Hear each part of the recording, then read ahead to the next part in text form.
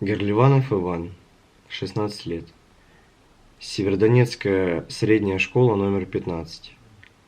Ольга Бергольц. Я говорю с тобой под свист снарядов. Посвящено событиям Великой Отечественной войны. Я говорю с тобой под свист снарядов. Угрюмым заревом озарена. Я говорю с тобой из Ленинграда. Страна моя, печальная сторона.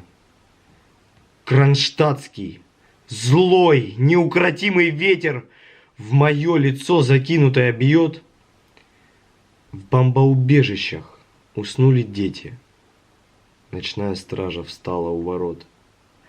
Над Ленинградом смертная угроза, бессонные ночи, тяжек день любой, но мы забыли, что такое слезы, что называлось страхом и мольбой. Я говорю, нас, граждан Ленинграда, не поколеблет грохот канонад. И если завтра будут баррикады, мы не покинем наших баррикад.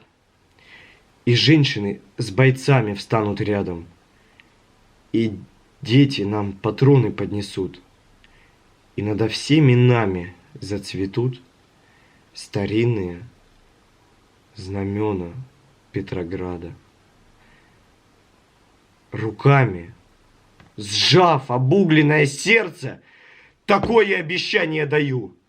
Я, горожанка, мать красноармейца, погибшего подстрельную в бою.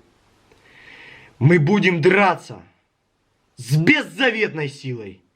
Мы одолеем бешеных зверей. Мы победим. Клянусь тебе, Россия, от имени российских матерей.